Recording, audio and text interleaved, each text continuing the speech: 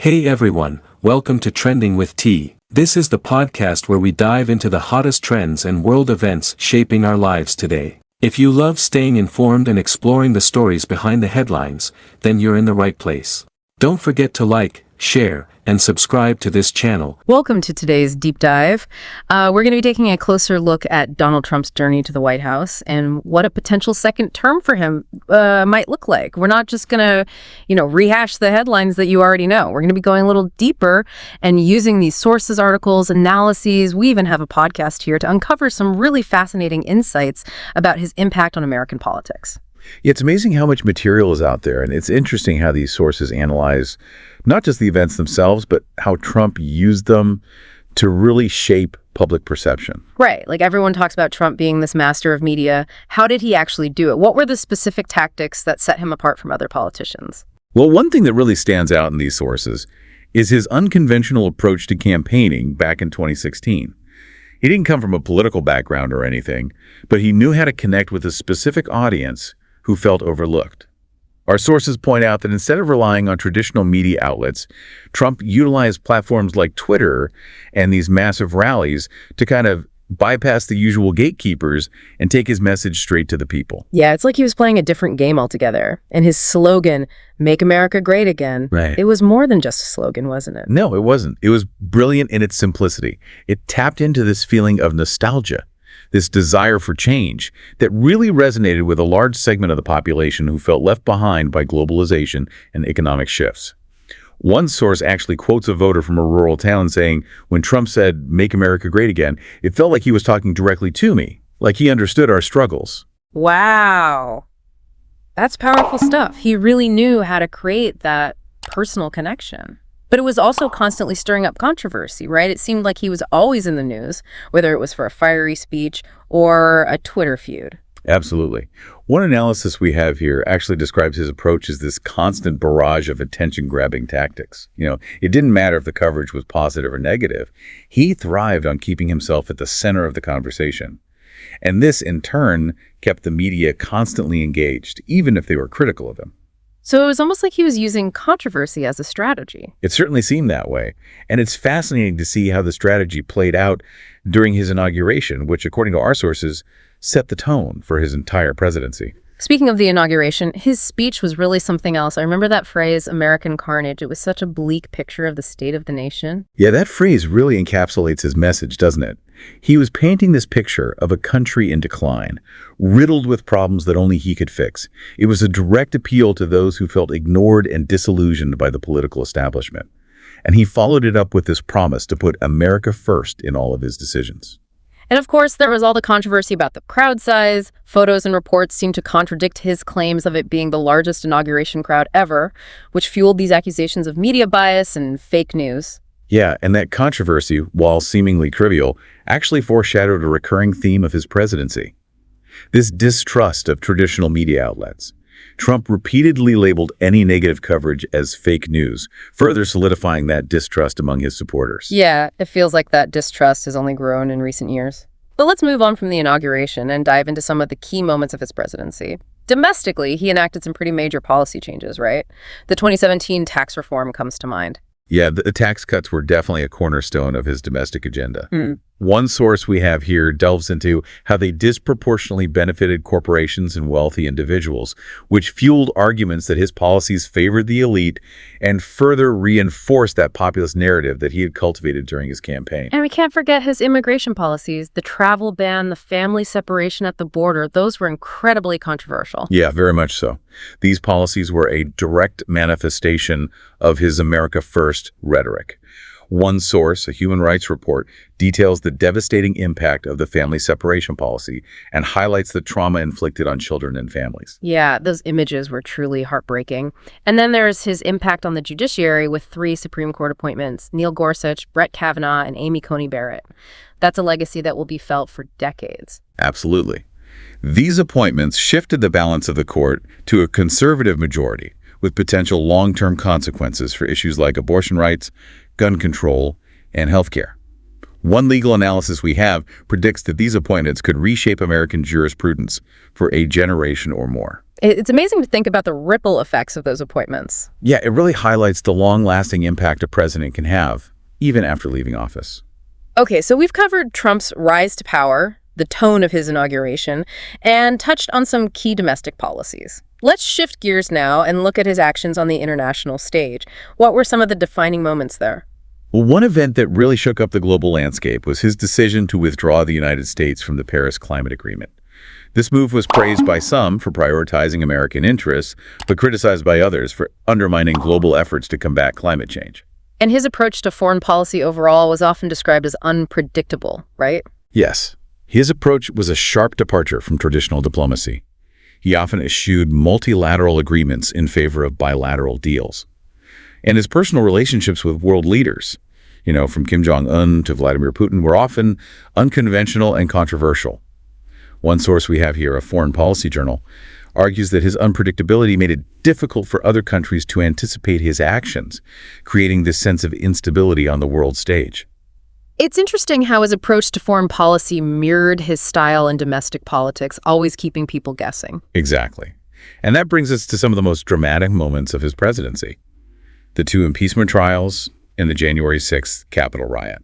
Those were definitely moments that will be debated for years to come. But before we dive into those, let's take a moment to consider what a second Trump term might look like. Based on his first term, what are some of the areas he might focus on? Well, based on his past actions and rhetoric, we can expect him to continue pushing his America First agenda. This likely means doubling down on economic nationalism, potentially renegotiating trade deals, and further reducing regulations, especially in areas like environmental protection. So, a continuation of the trends we saw during his first term. Potentially, yes.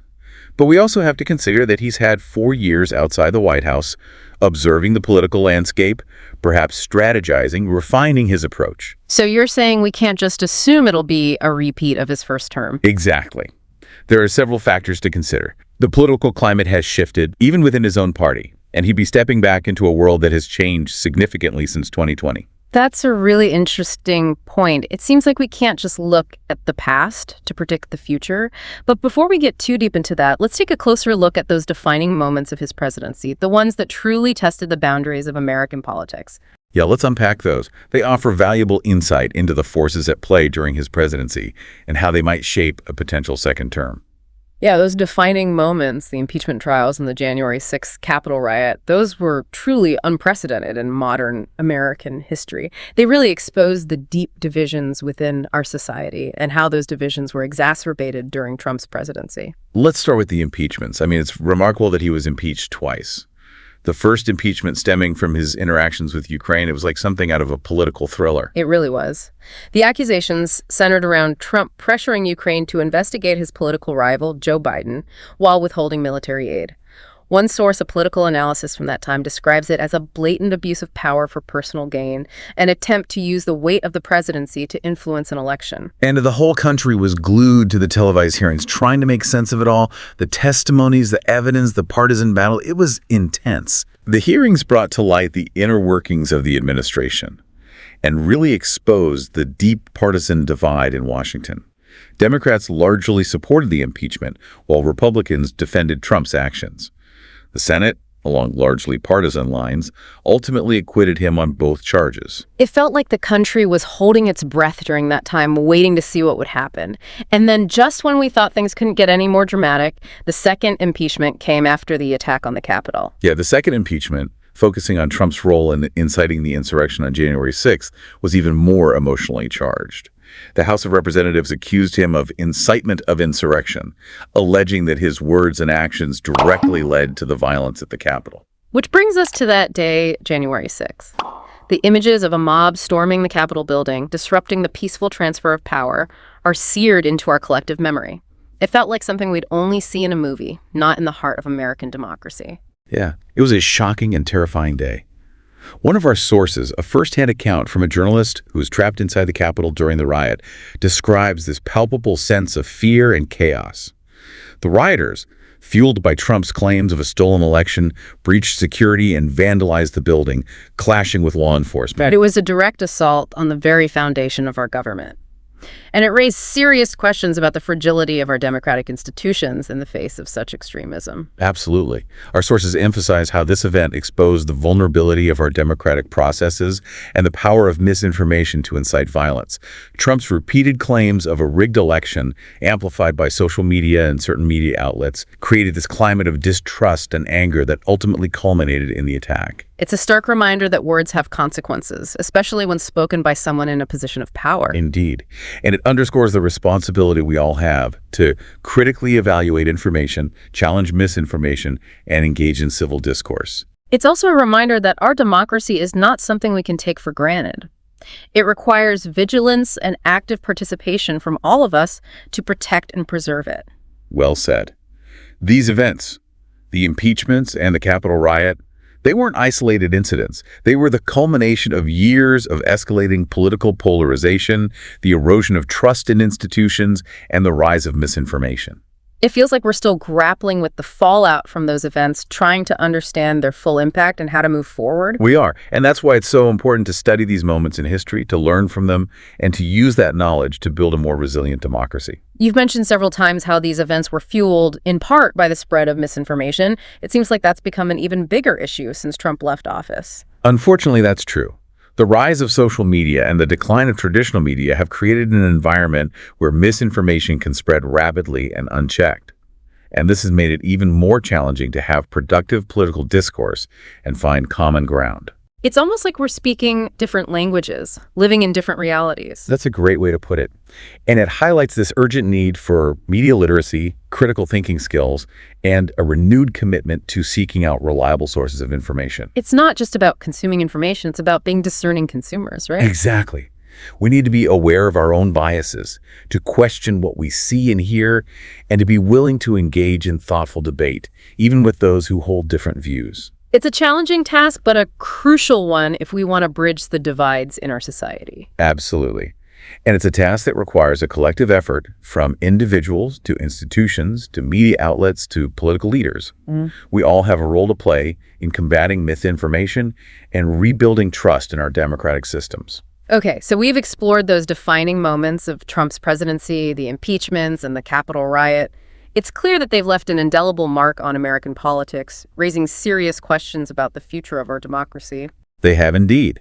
And as we move forward, it's important to keep these lessons in mind as we navigate the current political landscape. Now, shifting gears a bit, let's delve deeper into what a second Trump term might actually look like. We touched on it earlier, but now that we have more context from his first term, can we make some educated guesses about his potential agenda and how he might approach governing? We can certainly try.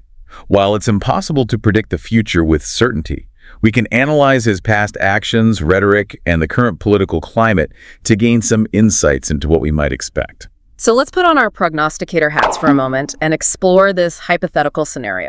Let's do that. We have to consider that he's now a known quantity, both domestically and internationally. He's had 4 years to observe the political landscape from the outside, to assess his strengths and weaknesses, and to refine his approach. It's like he's had time to study the game tape and come up with a new playbook. Exactly. So while we can expect some continuity in terms of his core beliefs and policy priorities, we might also see some adjustments based on his experiences and the evolving political landscape. What are some of the key areas where we might see those adjustments? Well, one area to watch closely is his approach to foreign policy. In his first term, he often favored bilateral deals over multilateral agreements and wasn't afraid to challenge long-standing alliances.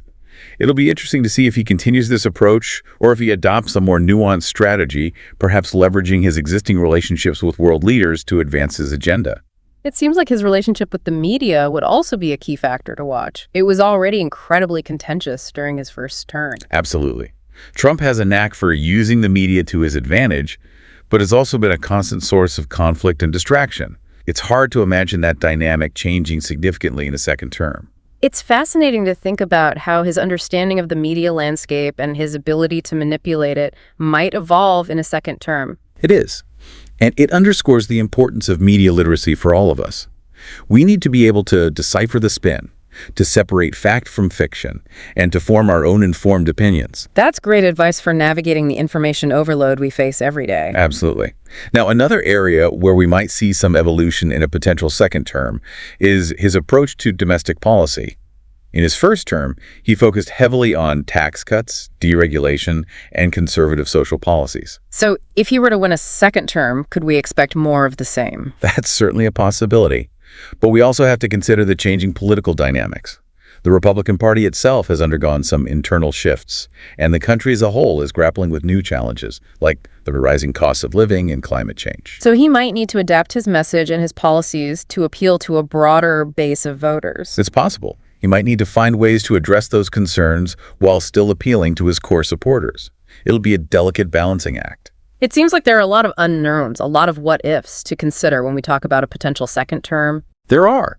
And that's what makes this such a fascinating and complex topic to discuss. Well, let's dive into some of those unknowns. Let's explore what a second Trump term might mean for key policy areas like healthcare, immigration, and the economy. Let's unpack those.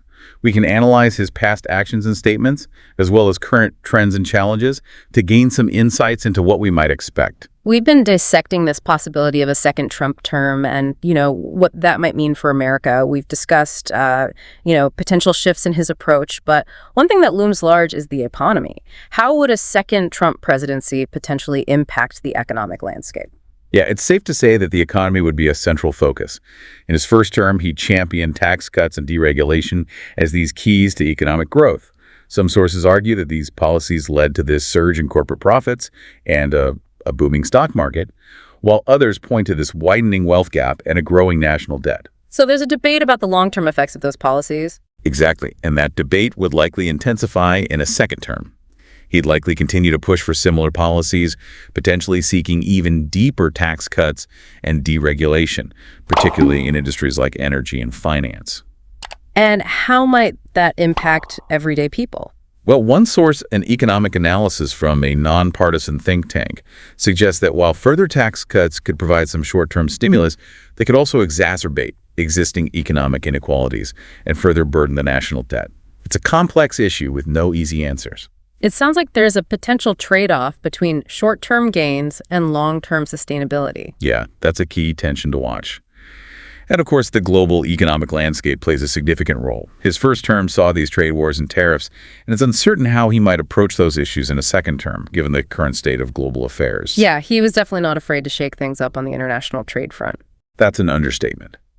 His approach was often described as protectionist and unpredictable, and it created a lot of uncertainty for businesses and investors.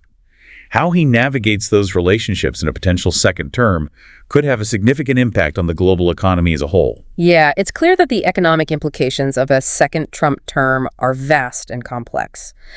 Let's shift gears a bit and talk about another area that was really central to his first term, immigration.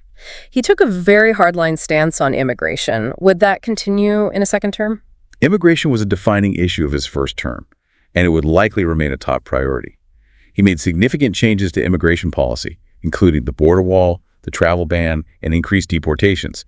Whether he doubled down on those policies or pursue new strategies is unclear, but it's safe to assume that immigration would continue to be a focal point of his agenda. Yeah, he really tapped into a certain segment of the population who felt very strongly about immigration control. He did, and he framed it very much as an issue of national security and economic competition.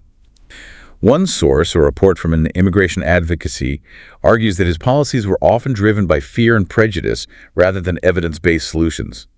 It's a highly contentious issue with strong emotions on all sides. It's an issue that goes beyond just policy. It touches on core values and beliefs about what it means to be American. Precisely. And that's why it's so important to have a nuanced and informed conversation about immigration, one that considers both the challenges and the opportunities it presents. Yeah, it's an issue that's not going away anytime soon. Now let's talk about healthcare. His first term saw attempts to repeal and replace the Affordable Care Act, but those ultimately failed. Would he revisit healthcare in a second term? Healthcare was a major battleground during his first term, and it's an issue that deeply affects millions of Americans. He made it clear that he wanted to dismantle the Affordable Care Act, but he was unable to get Congress on board with a replacement plan.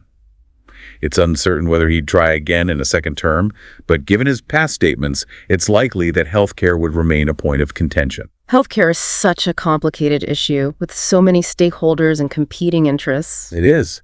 And finding solutions that address the concerns of patients, providers, insurers, and taxpayers, it's a daunting task. One source, a healthcare policy journal, suggests that a second Trump term could see a renewed focus on market-based solutions, such as expanding health savings accounts and increasing competition across state lines. So potentially a shift away from government-run programs and towards more private sector solutions. That's a possibility. But it's important to remember that healthcare policy is often shaped by this complex interplay of political, economic, and social forces. Predicting the outcome of any specific policy proposal is incredibly difficult. It feels like we've barely scratched the surface of what a potential second Trump term could mean for America. We've touched on the economy, immigration, healthcare, so much more. We have. And it's clear that the potential implications are far-reaching and multifaceted. His first term was this whirlwind of policy changes, executive orders, and legal battles, and a second term could put even more of the same. It's almost overwhelming to think about all the possible scenarios. It is. But that's why it's so important to stay informed, to engage in critical thinking, and to participate in the democratic process. We can't just be passive observers. We need to be active participants in shaping the future of our country. I think that's a great takeaway from our deep dive today. Whether or not you agree with Trump's policies or his style, it's crucial to understand the forces at play in American politics and to engage in thoughtful conversations about the issues that matter most. Absolutely. And it's important to remember that our democracy is a work in progress. It requires constant vigilance, critical thinking, and a willingness to engage with different perspectives. Well, we've covered a lot of ground today, exploring Trump's rise to power, the defining moments of his presidency, and the potential implications of a second term. It's been a fascinating and thought-provoking journey. It has. And I hope it sparks some curiosity in our listeners to continue exploring these issues and to engage in their own deep dives. That's what we're all about here at The Deep Dive. We want to empower you to be informed, engaged citizens who are actively shaping the future. So keep asking those tough questions, keep seeking out diverse perspectives, and keep the conversation going. Thank you for joining us. And thank you, listeners, for tuning in to Trending with T.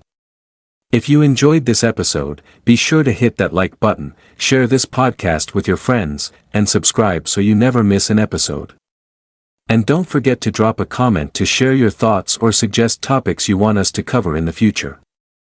Until next time, stay curious and stay informed. Bye for now.